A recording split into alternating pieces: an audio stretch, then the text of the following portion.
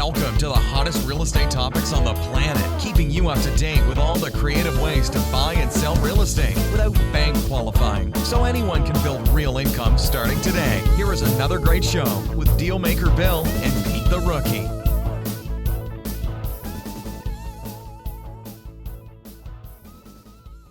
All right, here we are, another episode of Flipping Houses for Rookies. Good morning, Peter.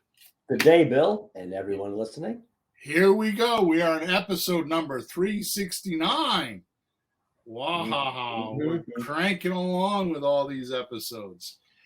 Today's episode title is Secret Wholesaling Lease Option Checklist Revealed. Here's the description. If you are looking to unravel the mysterious world of mega bucks wholesaling lease options, then today's journey is going to make you feel like you hit the lottery. This is going to be more than a checklist, but instead about looking at how to profit from real estate quickly through a lens you never knew existed, and why this step-by-step process has been so coveted, and the reason why some have soared and some have soared to success quickly while others have barely scratched the surface. As we unravel each element,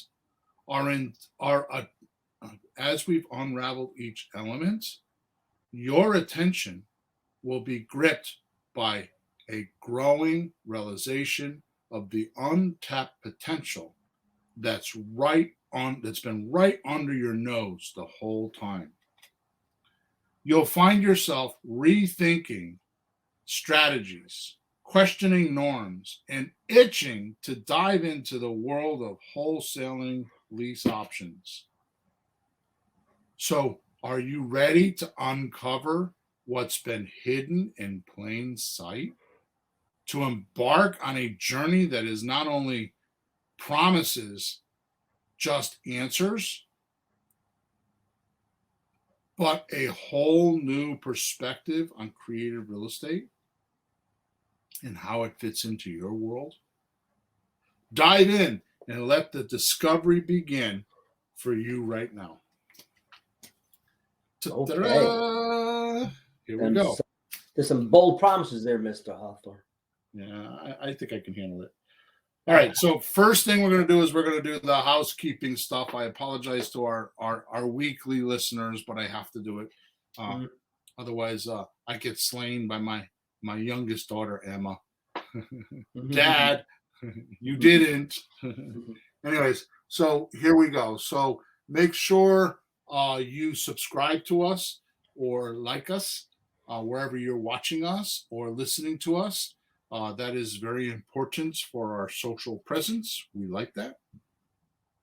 Also, we record every Thursday morning, 9:30 a.m. Eastern Standard Time. So if you'd like to be part of the podcast, you can go to Facebook or YouTube, and in the comment section, or in Facebook I forgot what that's called. I think it's called comment section.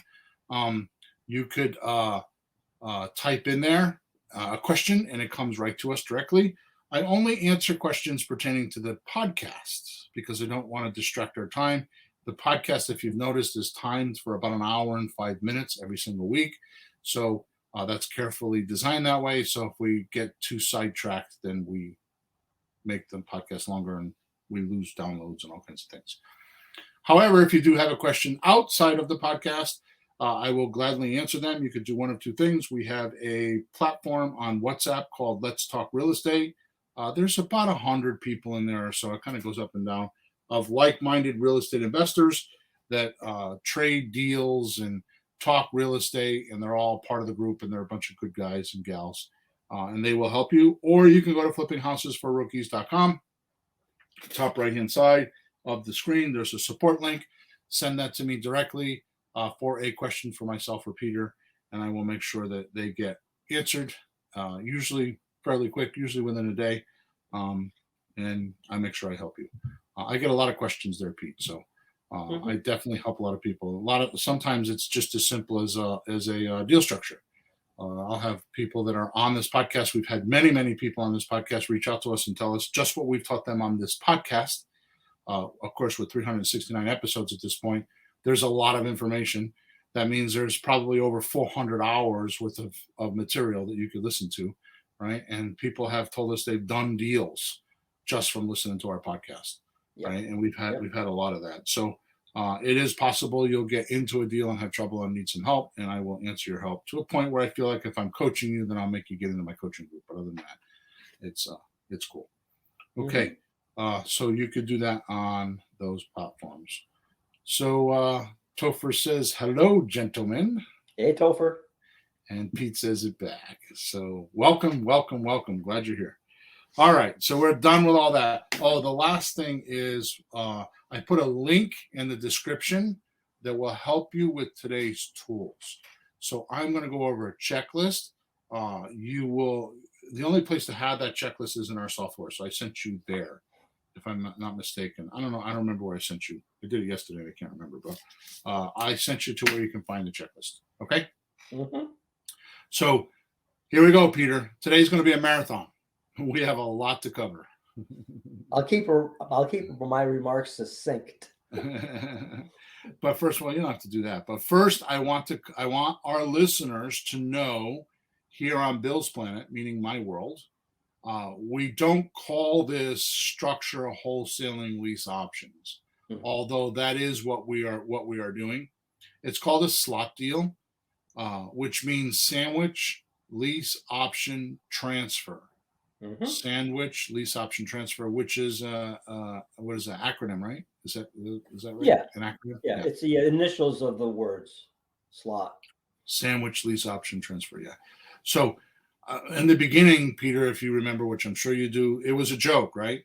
The slot deal. Let's talk about a slot deal, Peter. We were talking about in the car. That's back in the day when we used to do several appointments a week, and God bless Peter. He'd let me smoke my cigars in the car, and the car would be full of smoke, and we'd be laughing and recording videos at some point, having a good old time, talking crap, talking business, right? Me being me, which is not always easy for Peter to deal with sometimes, talking shit, right? So anyways, it became a deal, because the reason why is because when you see how we do this, you could literally give somebody any legal tender is the legal term for it. So when you do an option agreement with someone, you have to give them legal tender, and legal tender means paper money.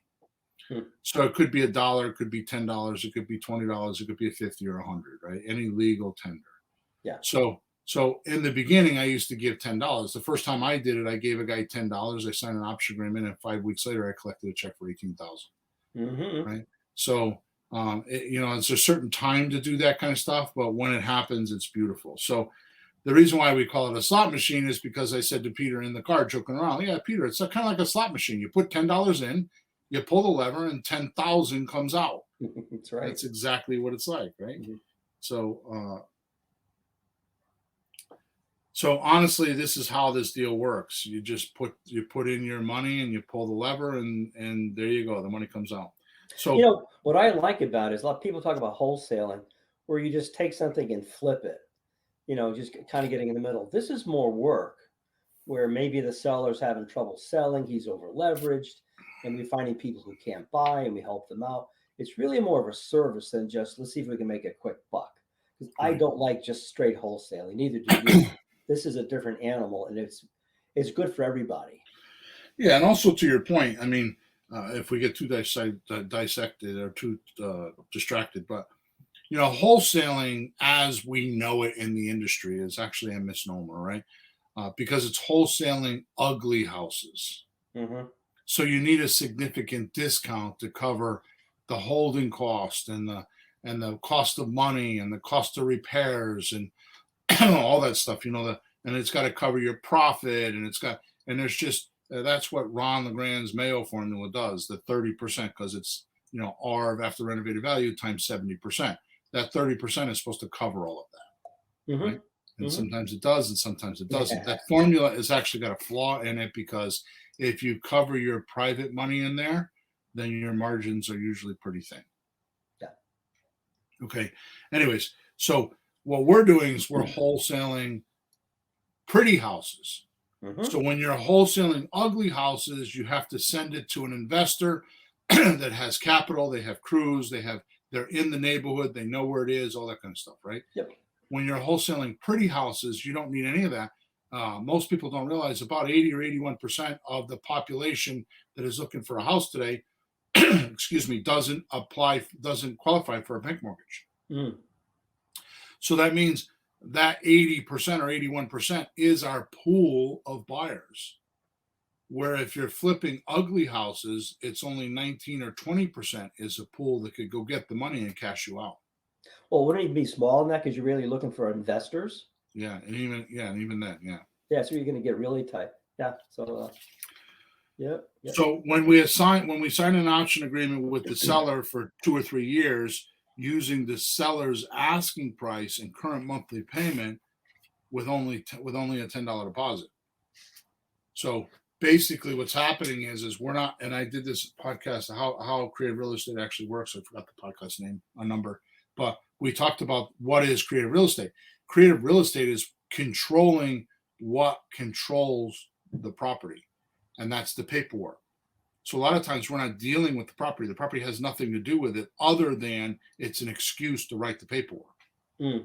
Right? The property has nothing to do with the transaction at all. Right? And I always say that real estate is made to take money out of, not put money into it. And the reason why is because the seller has already put the money into the property. We just need to leverage that money for them, so it's of value or rewarding to them to be able to do a transaction and have a time delay on their cash. So I just did a webinar last night and we talked about that completely. Like it's my new thing. We call it the Grand Slam offer, right? We talked about it on episode number 360, right? So what that means is that if the seller sells for all cash, they're being penalized because they got to spend 15% of their transaction to pay all the professionals to get their cash. That's right. So it's a discounted cash number. In other words, we say to them, "Will you give us a discount?" "Oh, no. I'm asking for 200,000. I'll do maybe 195." Having no realization that when they go over to the realtor system, they're discounting 15% because by the time they pay all the closing costs, they're only netting 85% of the deal. They have no idea that happens, right? So, anyways, that's the difference between the two. So when we find a buyer that's willing to do this option, right, which is the right to buy but not the obligation to buy, right? When they sign this option and we give them our $10, we are actually going to go find a buyer and assign that option agreement to our buyer. Now we will pay our seller. We use $100, so I'm going to use that because it's easier for me to talk about. We pay them $100 for an option consideration deposit or fee. It's an option consideration fee. When we give the seller the $100 and we fill out an option agreement, the option agreement gives us the right to sell that property, but not the obligation. So if the price of the house goes from $200,000 down to $180,000, the only thing we lose is the $100 we put up for the option consideration deposit. If it was $200,000 and we went off and sold the property to somebody else for $220,000, then that means that our $100 just made $20,000. Right? So that means you're buying a piece of paper for $100 and you're selling it for 20 grand. That's all we're doing here. Okay? I thought of a word for that while you were talking about 2 minutes ago. And it's really, we're buying and selling opportunity. It's paperwork, but it's an opportunity for folks. By the way, why would anybody pay way over asking price? Nobody would do that. That's crazy, Bill. Yeah. So if I were to sell you my computer today for $1,000 and you gave me $1,000 worth of cash, you paid $1,000, right? But if you bought my computer today for $1,000 and you swiped it on your credit card and made 24 payments, you're no longer paying $1,000, right? No, it's something more than that. The especially American way. I American. did invent it. So if they want to buy my house for 200,000, then give me 200,000. If you want to pay for it over the course of 24 months, which is 2 years or 3 years, then you got to pay more. Yeah. That's just how it works. They're paying the extra for the opportunity to wait a year or 2 or 3 before they cash out. So it's another interim besides the bank part and the mortgage and the loan and all that. It's another interim part. So they pay a little extra for that. Otherwise these people get stuck in an apartment. Yep. And they can never buy a house. So for them, it's a great opportunity. And it actually saves them money in the long run. We're not even gouging them. So let's keep going. That's all good information. But the last thing I want to say before we go is these slot deals or these wholesale lease option deals, the way we do them, and we're not different than a lot of people, but I'm very particular with my paperwork because what are we buying and selling, Peter? The paperwork. So we got to be good at it, right? Yeah, well, you have to cover everything so that we're protected, the seller's protected, and the buyer is protected. Everybody knows what the deal is. So when we assign this option with the lease attached to it, you're not going to assign the lease. You're going to create a lease between your buyer and your seller. You're just going to assign the option, the rights to buy. Yeah. Okay. For your $10,000 or $20,000, whatever you're going to get. Okay. Mm-hmm. What you're going to do is you're going to make the lease so that so here's a big point that I will go on way too long about because most people misunderstand this. They take it as a piece of information and it's not. This is the core of the system. And if you don't get this concept, you will get in trouble. Oh. When we say rent to own, we do not do that. We don't rent first, own later. We actually own to rent. So basically what happens is when we sell the person a house, they own the house. We're just giving them a 2-year lease to go get the money. Mm-hmm. So because they own the house, they are responsible for the maintenance and the repairs and cutting the grass and doing the snow and fixing the toilet. And they are not going to call us. And the position we're going to put our seller in is the bank. And a perfect example of that is if you had a plugged toilet today, you wouldn't call your bank and say, come fix it, would you? Right? That's the position we're putting our seller in when we do this. So the seller is not a landlord. When you do this, you are not a landlord. You're a bank. You're borrowing the money from your seller and giving it to your buyer, and it's actually an intermediate loan until they can get qualified. Yep. If you do it the other way, what happens is, first of all, the first mistake that's made is that the monthly amount you charge is wrong because most people will go to rentometer, or rentometer, however you say it, and they'll go there, what's the average rent? Well, we're not renting. So if the average rent is $1,300 and you want to get $1,500, the first question I get is, how am I going to charge $1,500? No. What you need to do is figure out if they were to go get a $220,000 mortgage, what would their mortgage amount be? And the reason why we do that is because we don't want to be less than what the mortgage is. So if the mortgage amount is going to say be $1,500 and the rent is $1,300, if we're charging them $1,300 when it's time for them to go get a loan, they're not going to want to go up $200 a month for a payment, even though they can buy it. They'll either move or they won't pay and they'll drag their feet. Sure. But if you're charging them $1,700 a month and you're telling them up front, I'm charging you an extra $200 to go get your loan, and it's an initiative for you to do that. And oh yeah, by the way, the first 12 months on our option agreements is only that's the price we sell to is only good for 12 months. After that, we elevate the price of the house either by 0.25% or 0.5%, which is a difference between 3 or 6% appreciation raise in the option.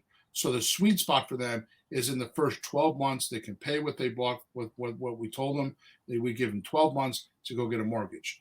But if we're charging them $1,700 a month, they'll get a relief in the mortgage payment because maybe they'll get the mortgage for $1,500. Yep.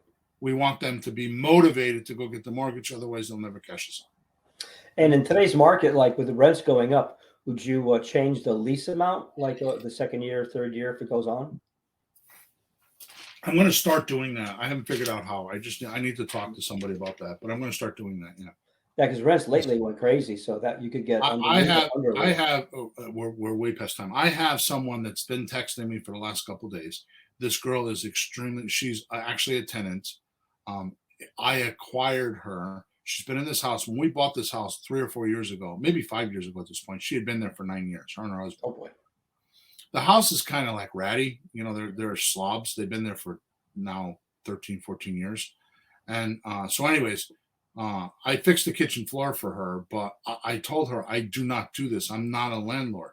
You guys should buy this house from me. I will give you a spectacular deal. And just buy this house. You've been there a long time. Stop paying rent. Start paying a mortgage. Right? Sure. She's been texting me about there's a hole in the floor, in a bedroom floor in the corner of the house. Right. So I basically sent her a text back saying, don't call me. You're harassing me. If you text me one more time, I'm blocking you on my phone. Yeah.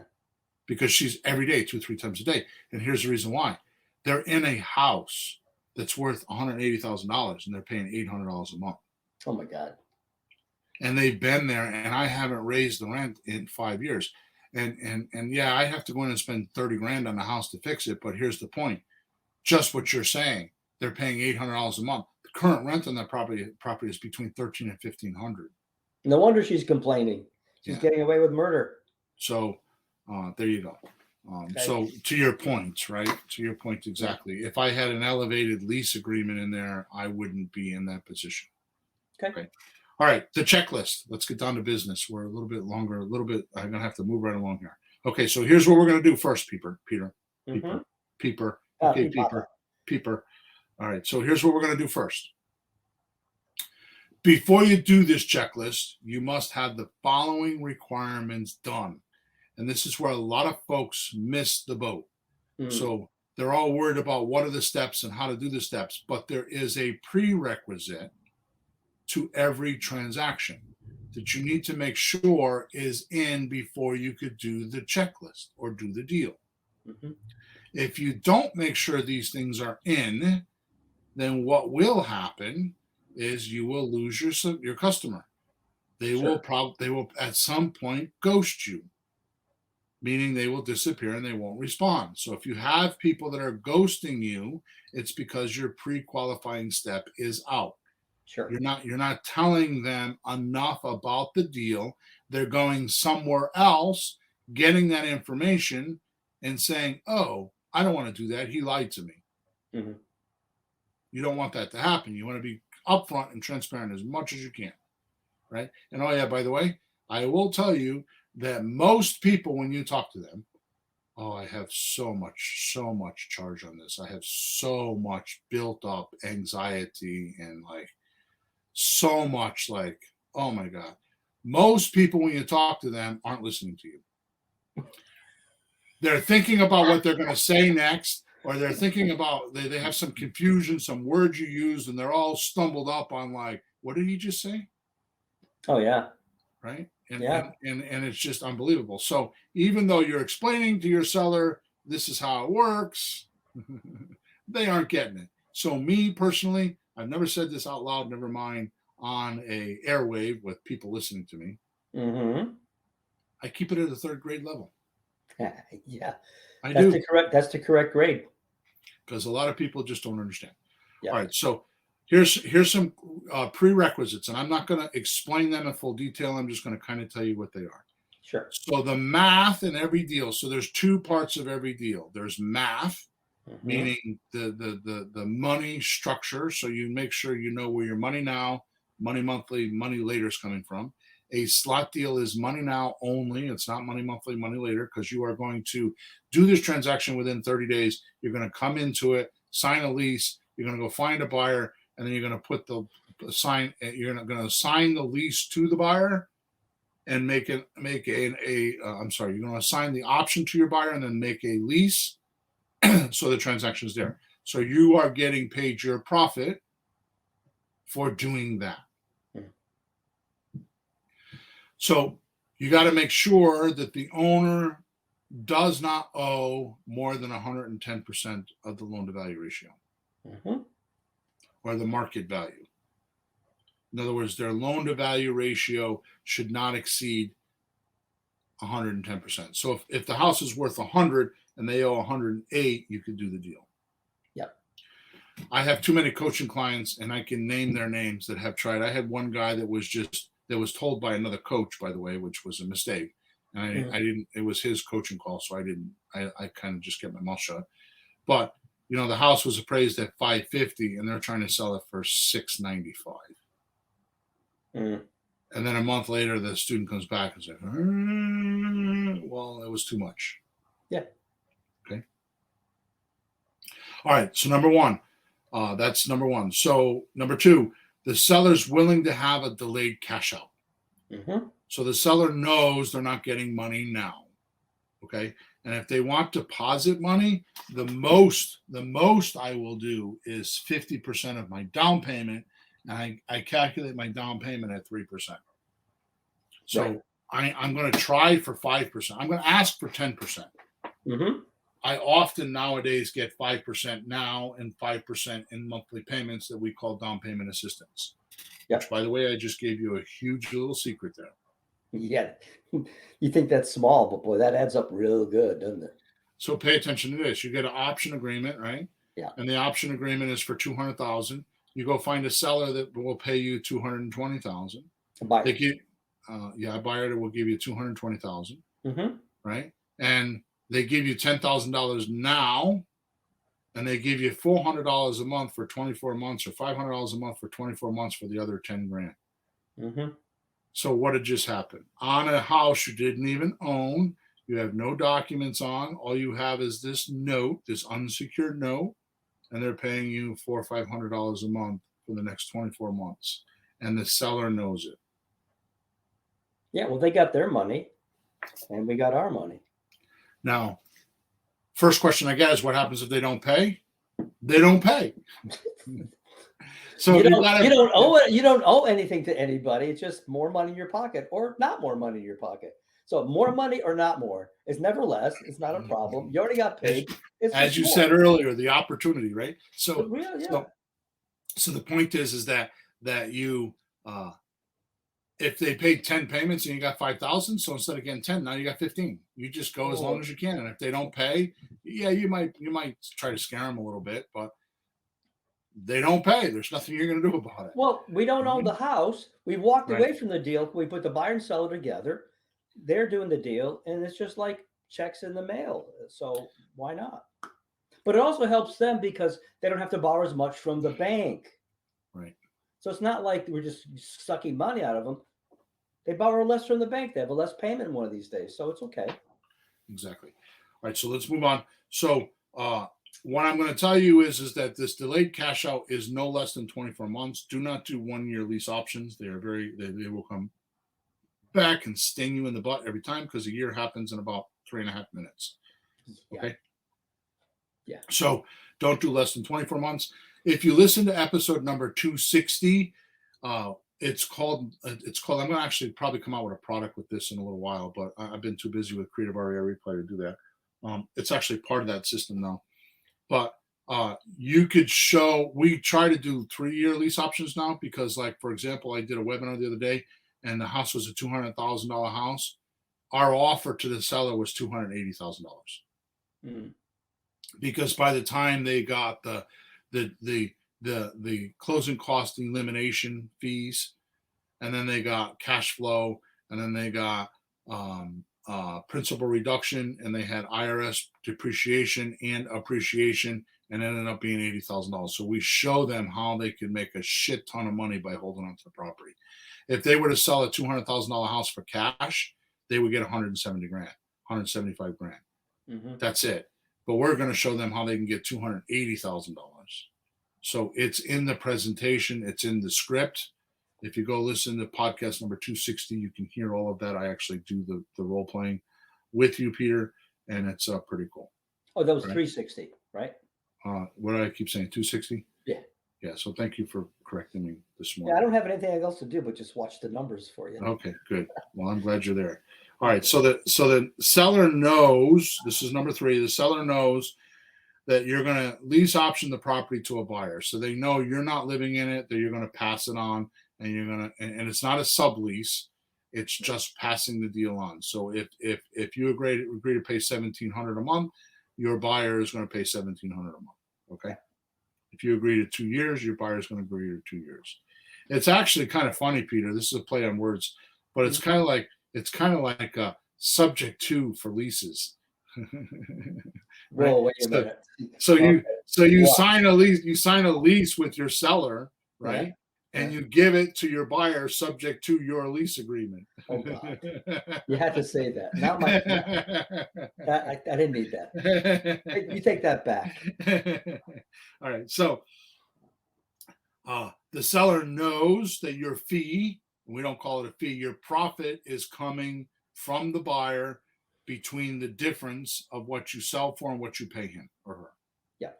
You are inflating the price, so they're saving all this money, right? In this particular case, they're making $80,000 and don't even realize it because they're going to get all these benefits they don't even know they're going to get, which is cash flow, which is principal reduction, which is IRS deduction and depreciation. They're going to get those and don't even know they're getting them.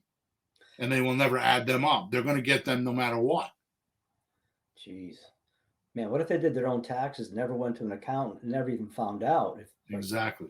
Because they're not professional landlords who were working on that. They could totally miss that. So they know up front that this is happening. They know that you're going to sell for more than what you're paying.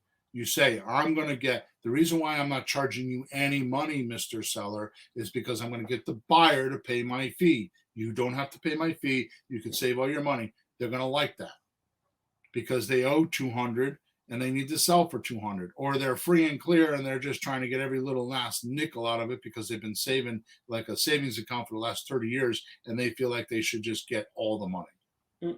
They won't use a realtor because they don't want to pay the fee, right? Sure. All right, so here we go. So the next thing that you need to know is that you're going to need 90 days to go find your buyer. You could probably do it in a week or two. Most often it's 30 days. I'm going to tell you there's only two things that causes a house not to sell. Okay.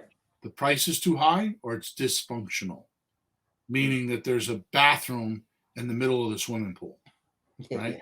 Or the attic is where the kitchen is, or I had a house one time like that. The kitchen was in the basement and the whole upstairs was a living room. We looked at a house like that one time in Waterbury, right? So it's dysfunctional. Mostly what happens in older houses like here in Meriden, Connecticut, a lot of the houses are 75, 100 years old.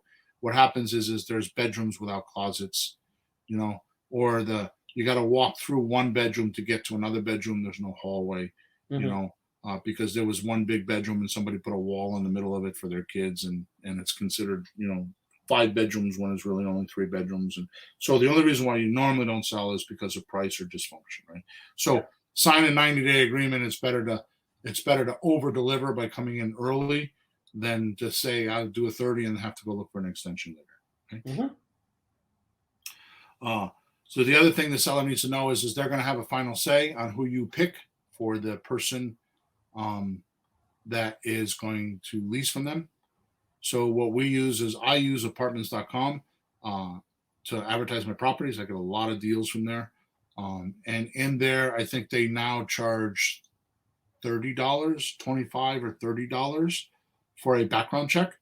So before the person that's and it doesn't matter where you go, you can use that link for anybody, even if you're showing it to people around the neighborhood.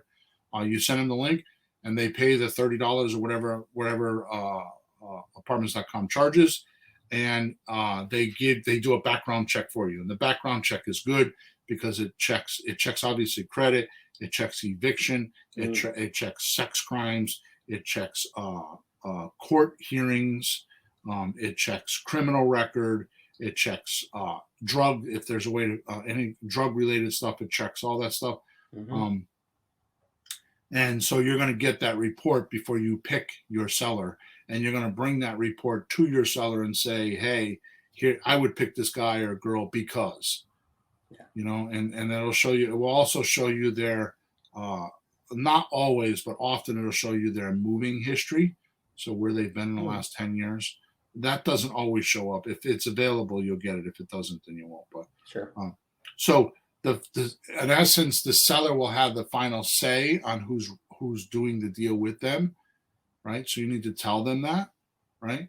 And the reason why you're doing that is because you want them to be comfortable, so there's not a problem later on. And at the end of the day, you'll say, "Well, you picked them, not me," right? So the thing that I always emphasize is I tell the seller, you don't have to take the person I chose, but I'm going to tell you, after we go through 2 or 3 of them, I'm going to think you're being too picky and you're going to blow the deal up. So I'm not bringing you like 100 people, right? Because what I know is it takes 150, 125, 150 people to look at an ad, 20 or 30 people to get through a house to get 1 to 5 offers.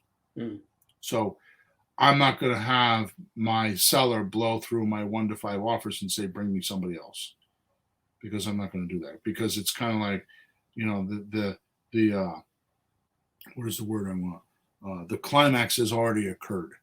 You're not going to get another 150 people to look at an ad, the same ad. Right. And you're not going to get another 20 or 30 people to go through the house because they're just not in the market. Right. So I make sure that I tell them that. So, yeah. So the seller needs to know that the lease is gonna handle the maintenance and repairs, that the buyer is responsible for them. He is not. However, at the end of the day, he is the owner of the property, and if they don't fix the furnace, you're going to need to fix the furnace so the house doesn't freeze. Right? So he needs to know that, but it doesn't happen often, but it can happen, and you just need to be aware that if it does happen, it is still your house, so you need to protect it. This is not much different than a bank owning a loan and somebody owes taxes. They have to go pay the taxes, otherwise they lose their position and can't foreclose. Right? It's the same type of a concept, right? So they need to know that that is possible and it could happen. It's not likely, but they should know that, right?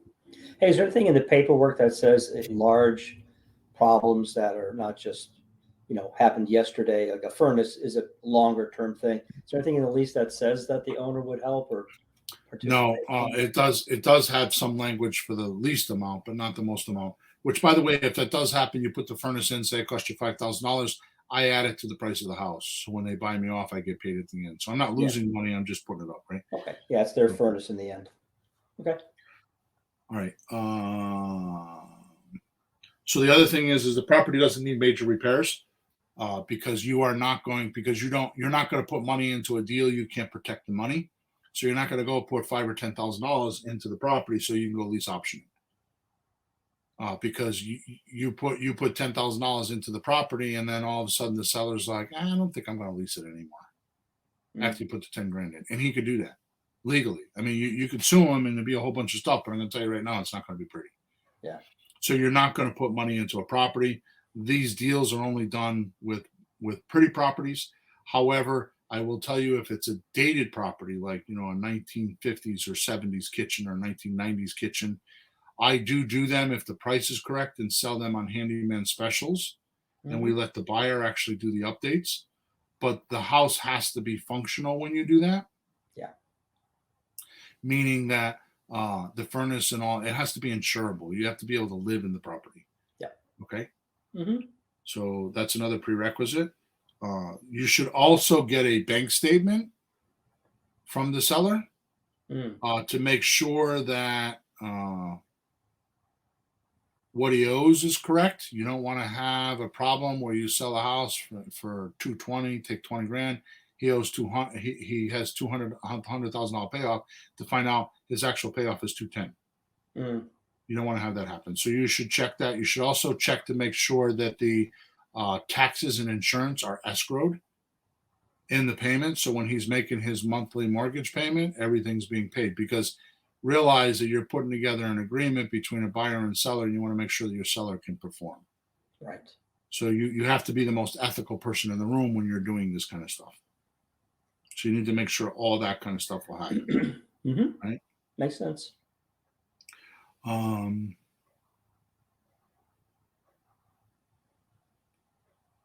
me see here.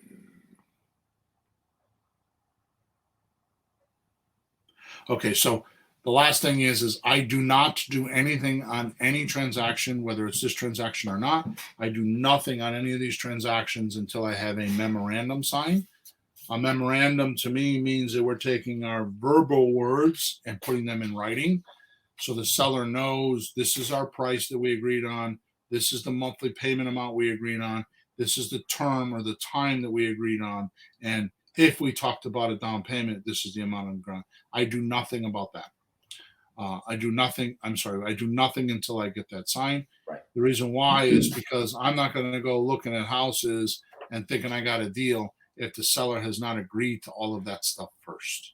Mm-hmm. If you don't have that, don't go looking at properties. Don't go pre-qualifying properties. Don't go looking for tenants. Don't go looking for anything until you get a memorandum signed. The memorandum allows you to go do your due diligence. What that does in our world is it triggers the deal meeting. And then in the deal meeting, you're going to go draft your documents and do your due diligence. Is it worth 200? Is it a good neighborhood?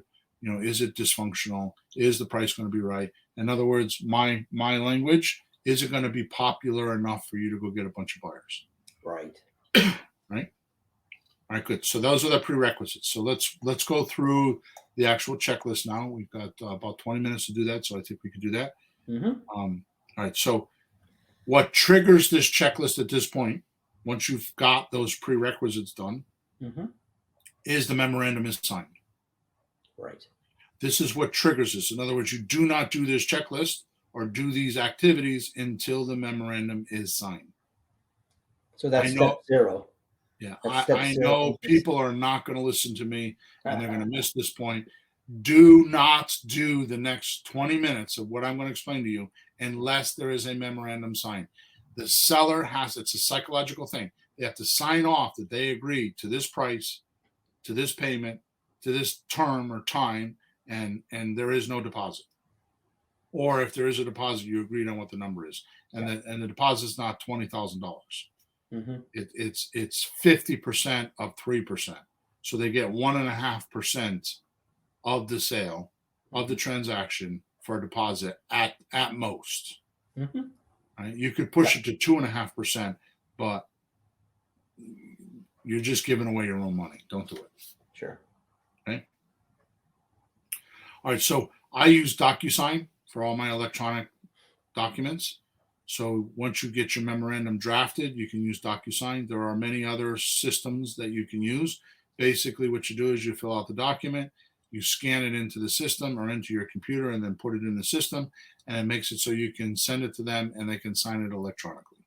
Mm-hmm. Okay, so you don't have to worry about, even if they live across the street, have them do that. Okay, so you can get it done. Yeah. Right? The next thing you want to do is you want to make sure you have evidence, usually a mortgage statement, of what exact payoff of the loan is before you start signing the option agreement. Mm-hmm. You should make a copy of that statement and keep it in your files so there isn't any confusion. Right? Another thing with COVID that we found is that people were behind in their payments. Yeah. Another thing is you find out they have a loan modification. Mm-hmm. Another thing you find out, that they might have a forbearance.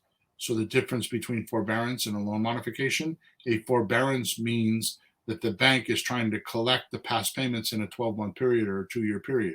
So the payment will elevate from $1,000 to $1,500 for the next 2 years. Mm-hmm. Right? That's forbearance. Forbearance technically means an addition to the original agreement.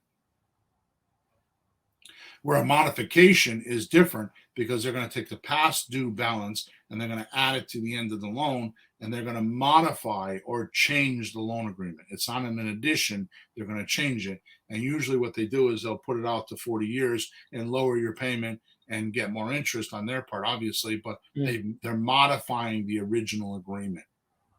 See, at forbearance, they're not modifying anything. They're just putting in an addition on it. So there's a big difference between those two words. Yep. Okay, so you want to make sure all that stuff is not there by looking at their bank statement or their monthly mortgage statement. Mm-hmm.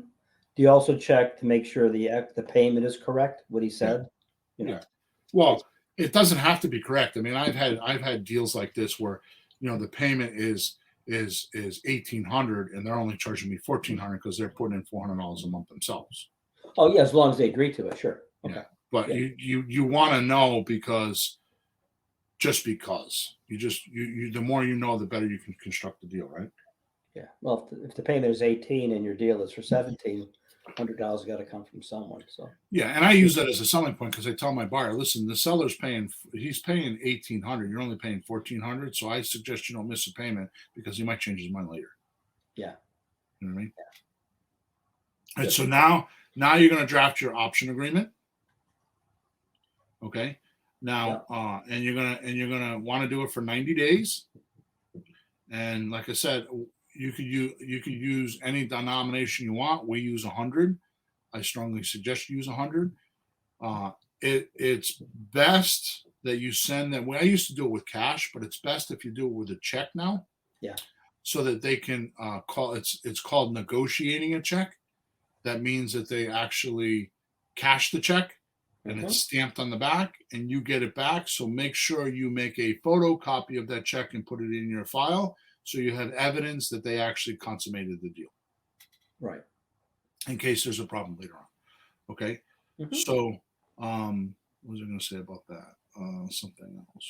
Well, that gives you the legal right to sell it because you have an equity share of the property. You're not just some guy off the street selling houses. That's not quite legal. You're not a realtor. Right. But with the money.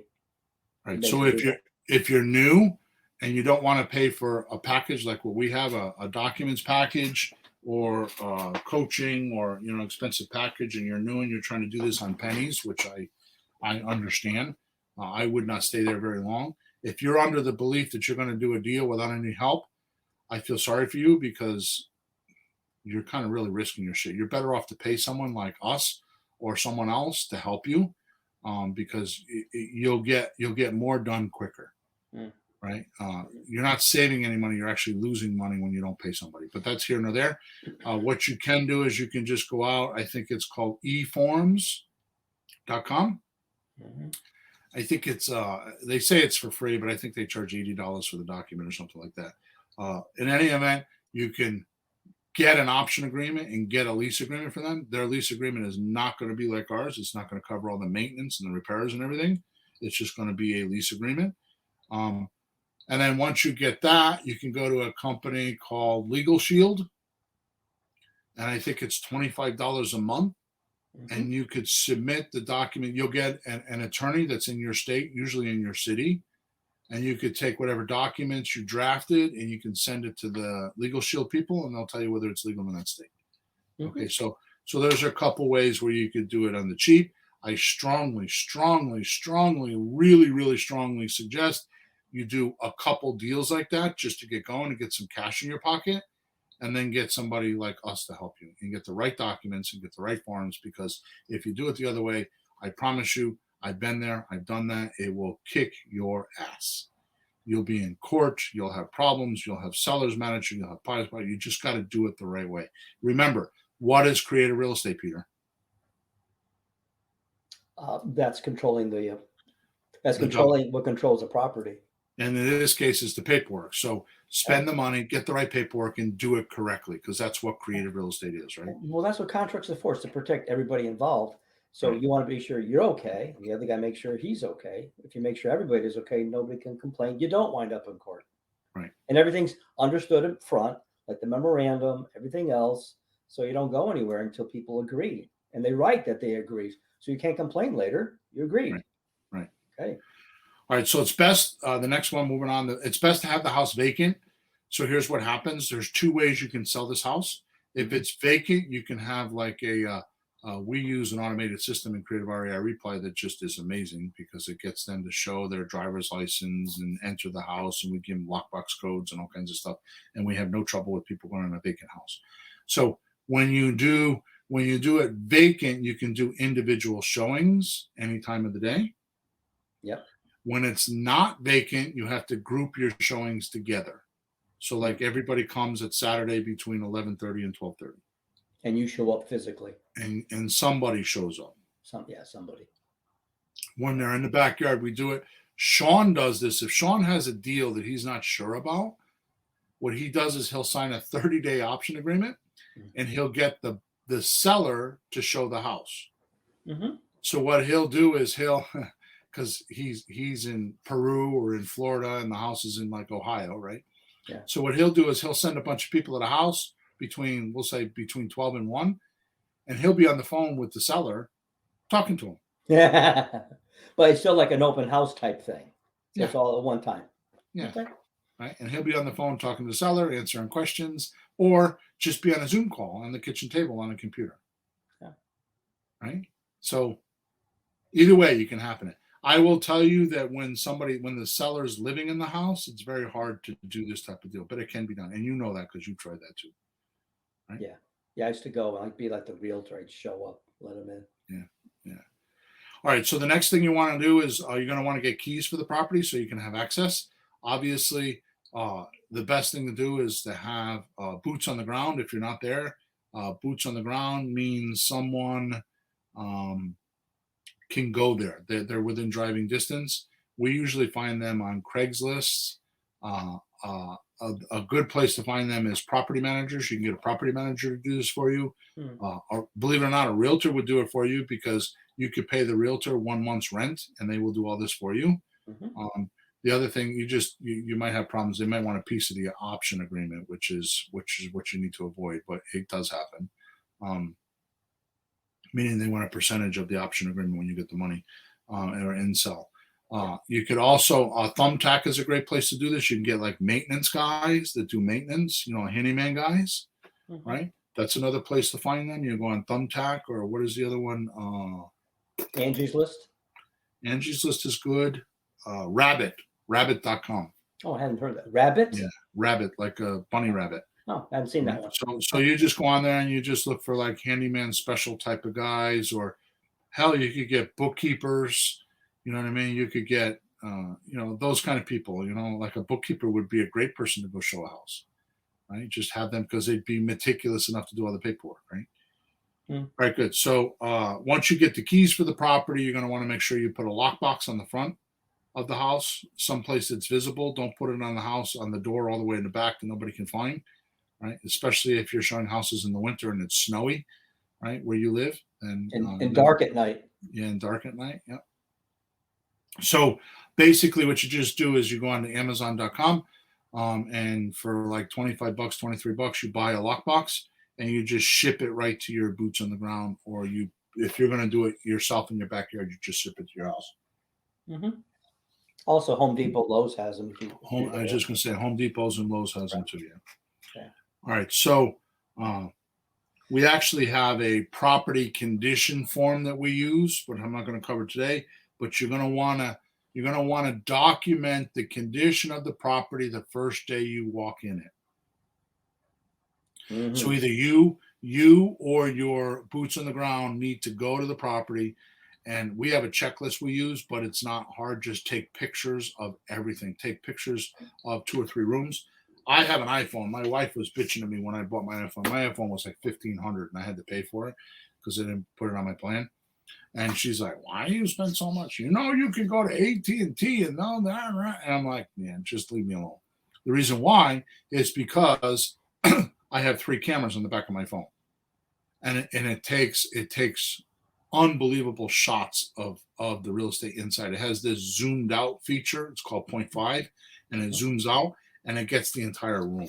Yeah. And it just makes wonderful pictures for online. So it's worth it for me to have that phone just for that feature. All the rest of it I could care less about, but I want that camera feature because I take some amazing pictures of houses.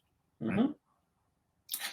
All right, so we're doing good so far. We're almost through the checklist, Peter. Very good. Are we 53 doing okay? minutes. You're hauling. Yeah, we doing okay? We're doing fine. So maybe our listeners want to respond to us. Maybe they want to put something in the chat. Maybe we'll see if we're doing okay. They can give us a scorecard. Well, hey, can people get a hold of this checklist? It's in the chat. Yeah, it's that's unfortunately, it's not a giveaway, and it's in our software system, so you're gonna have to go there. But it doesn't matter if you go back and listen to this; you can write it all down. Yeah. So I'm kind of giving the store away here. Mm-hmm. Right? All right, good. So you're gonna want a checklist. Yeah. People worry about what do I do? And you don't know where to start. This is 1, 2, 3, 4, 5, 6. Just one thing at a time. Just take care of one thing at a time, and you can do it.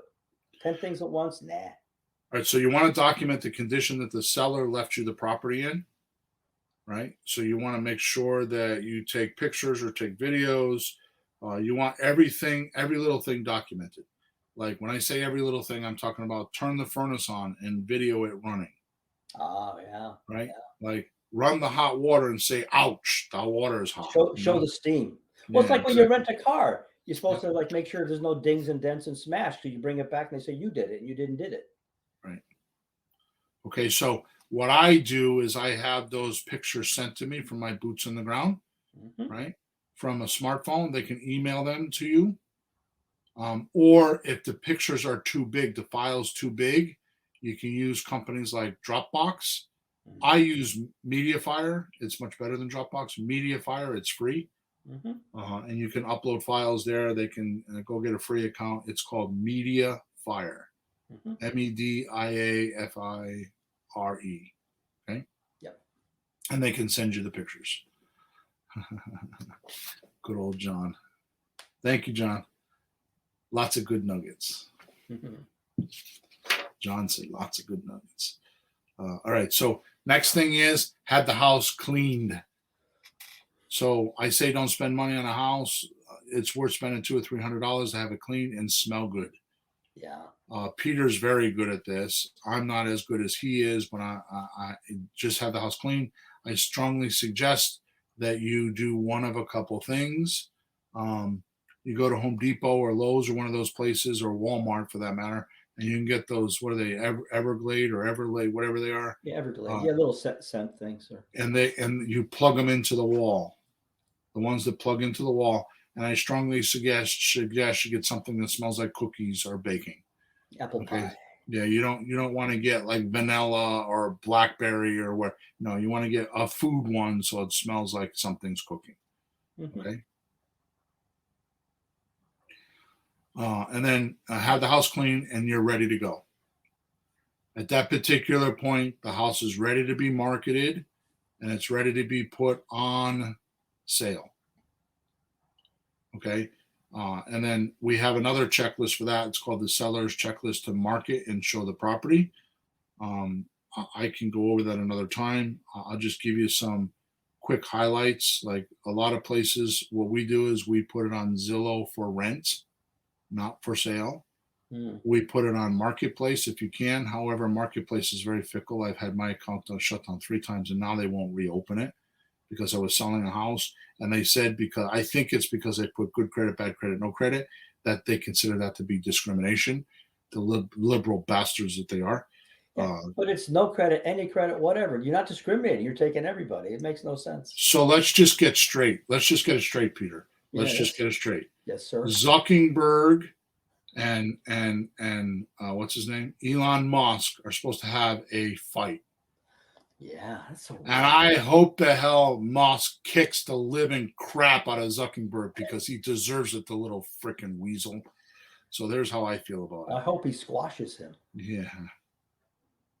Anyways, once you start showing the property, you can go to, like I said, I use apartments.com. I take pictures of it and I put it on apartments.com. Even though it's for rent, I put in the ad options to purchase or for rent to purchase. So what I do is it's a little annoying, but I'm going to have to explain this to each person that actually this is a for rent to own, or actually you're going to buy this house and I'm going to give you a rent, and you'll find somebody in there. But the good thing is they'll come to you with a